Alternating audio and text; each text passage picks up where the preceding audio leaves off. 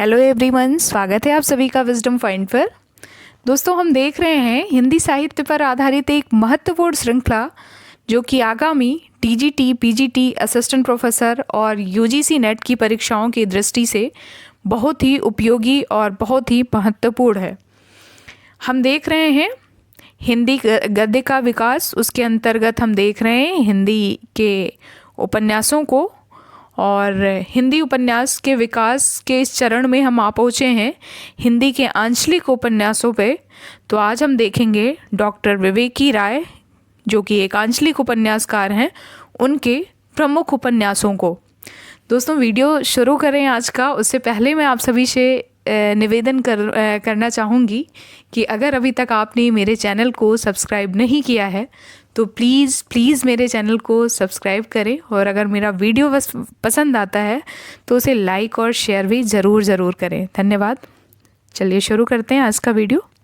देखते हैं विवेकी राय, जो कि एक आंचलिक उपन्यासकार हैं, इनके उपन्यासों को। तो इनका पहला उपन्यास है बबुल, जो कि 1967 ईस्वी में प्रकाशित हुआ था। इनका दूसरा उपन्यास है पुरुष पुराण, जो कि 1975 ईस्वी में प्रकाशित हुआ था, और इसमें दुखन के द्वारा नए और पुराने के संघर्ष का चित्रण किया गया है। दुखन के द्वारा नए और पुराने के संघर्ष का चित्रण किया गया है।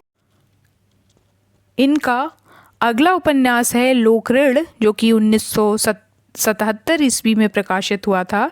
इसमें ग्रामीण संस्कृति व आयातित आधुनिक संस्कृति के बीच के तनाव को चित्रित किया गया है। अगला जो उपन्यास है वो है श्वेत पत्र, जिसका प्रकाशन वर्ष है 1979। इसमें पूर्वांचल के जनजीवन का सजीव चित्रण किया गया है। हम देख रहे हैं विवेकी राय जी के उपन्यासों को। इनका अगला उपन्यास है सोना माटी, 1983 ईस्वी में प्रकाशित हुआ था, और इसमें गाजीपुर बलिया के बीच करेइल क्षेत्र के जनजीवन का चित्रण किया गया है। गाजीपुर और बलिया पड़ोसी ज़िले हैं, और उनके बीच करेइल क्षेत्र के जनजीवन का चित्रण किया गया है।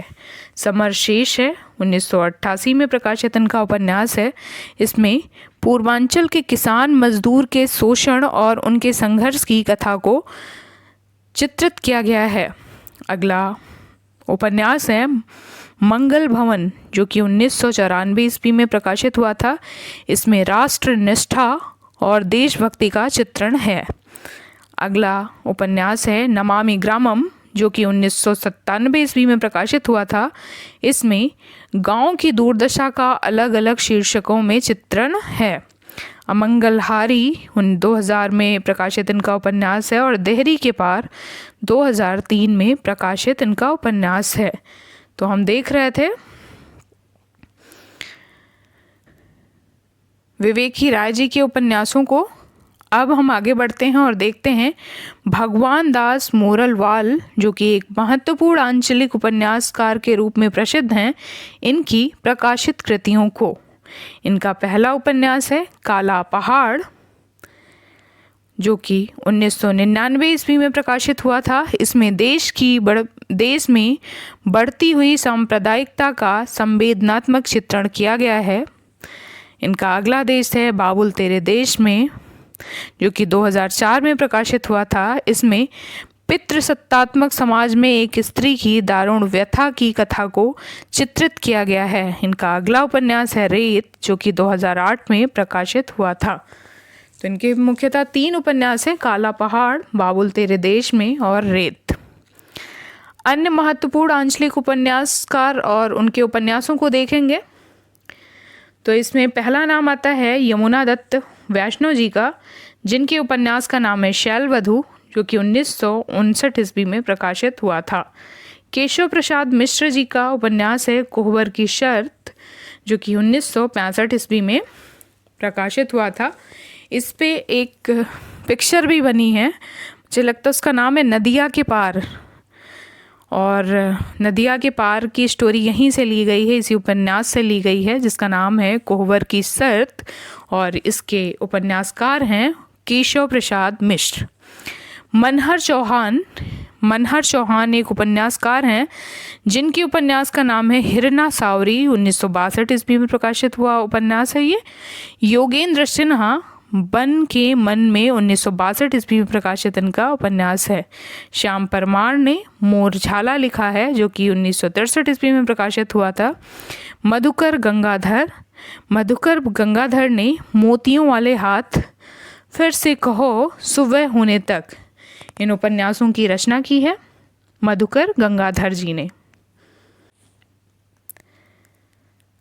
अगले आंचलिक उपन्यासकार हैं मायानंद मिश्र जी ने माटी के लोग सोने की नैया नामक उपन्यास की रचना की थी 1967 ईस्वी में। रघुवर दयाल सिंह त्रियुगा, रामदेव शुक्ल, ग्राम देवता और विकल्प इनके उपन्यास हैं।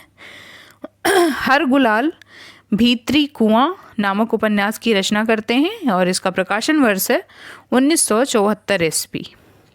तो ये थे हिंदी के प्रमुख आंचलिक उपन्यास। अब हम देखेंगे प्रगतिवादी या मार्क्सवादी विचारधारा के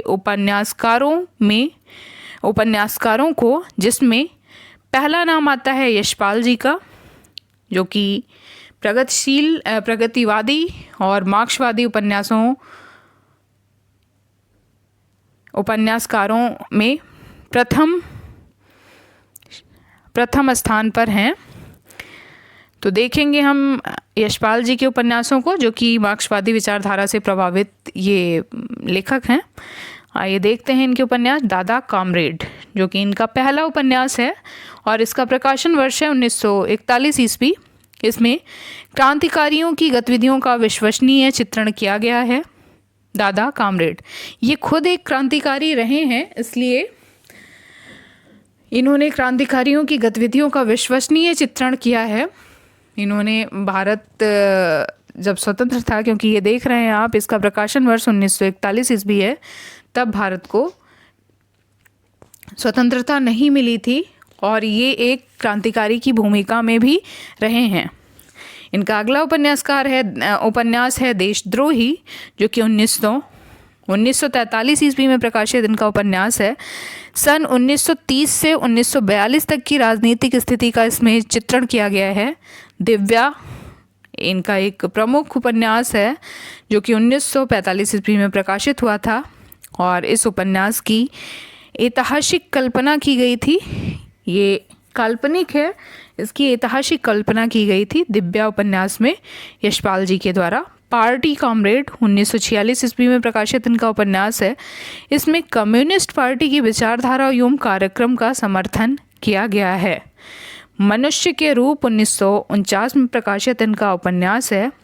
अमिता 1956 में प्रकाशित इनका ऐतिहासिक उपन्यास है।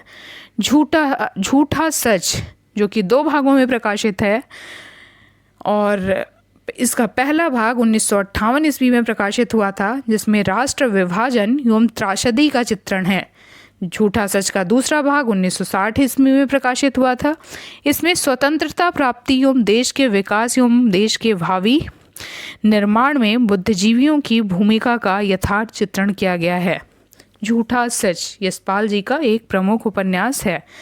इनके अगले उपन्यास की ओर चलें तो अगला उपन्यास है 12 घंटे, जो कि 1962 ईस्वी में प्रकाशित हुआ था। इसमें पातिव्रत्य संबंधी परंपरागत मूल्यों की व्यर्थता का चित्रण किया गया है।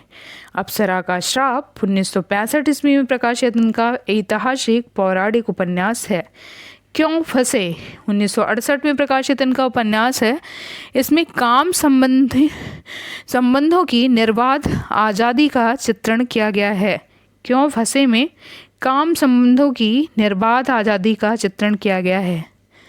तेरी मेरी उसकी बात, ये इनका उपन्यास जिसका प्रकाशन वर्ष है 1974 ईस्वी। इसमें स्वाधीनता आंदोलन एवं उत्तर भारतीय समाज की राजनीतिक संघर्ष का चित्रण किया गया है। तेरी मेरी उसकी बात। तो ये थे यशपाल जी के प्रमुख उपन्यास। अब हम देखेंगे इससे जुड़े हुए कुछ महत्वपूर्ण बिंदुओं को, यशपाल जी से जुड़े हुए कुछ महत्वपूर्ण बिंदुओं को, जिसमें देखता है। पहला बिंदु है झूठा सच 2 भागों में प्रकाशित उपन्यास है। प्रथम भाग का नाम वतन और देश और दूसरे भाग का नाम देश का भविष्य है। मनमथ नाथ गुप्त ने निम्नलिखित उपन्यासों की रचना की है। मनमथ नाथ गुप्त, जिनके उपन्यासों के नाम हैं बहता पानी, चक्की, आस्तीन के सांप, शहीद और शोहदे, षड्यंत्र, रात और दिन, आधी रात के अतिथि, अल जुल्फिकार, ख्याल अच्छा है, तोड़म फोड़म, दिन दहाड़े, शहादत नामा। ये थे मनमथ नाथ गुप्त जी के उपन्यास। अब हम देखेंगे प्रगतिवादी चेतना के एक और उपन्यासकार रामेश्वर शुक्ल अंचल जी के प्रमुख उपन्यासों को। इनका पहला उपन्यास है चढ़ती धूप, जो कि 1945 ईस्वी में प्रकाशित हुई थी। और इसमें इसका विषय वस्तु देखते हैं। सन 1932 से 1937 तक की राजनीतिक हलचलों का इस उपन्यास में चित्रण किया गया है। चढ़ती धूप उल्का, जो कि 1947 ईस्वी में प्रकाशित इनका उपन्यास है। इसमें प्रेम विवाह, स्त्री स्वाधीनता आदि का अंकन किया गया है। नई इमारत 1947 में प्रकाशित इनका उपन्यास है, जिसमें भारत छोड़ो आंदोलन, जो कि भारत छोड़ो आंदोलन पर आधारित है। तो दोस्तों, ये था हमारा आज का वीडियो। उम्मीद करती हूँ कि आपको पसंद आया होगा। मिलते हैं अपने नेक्स्ट वीडियो में, तब तक के लिए नमस्कार।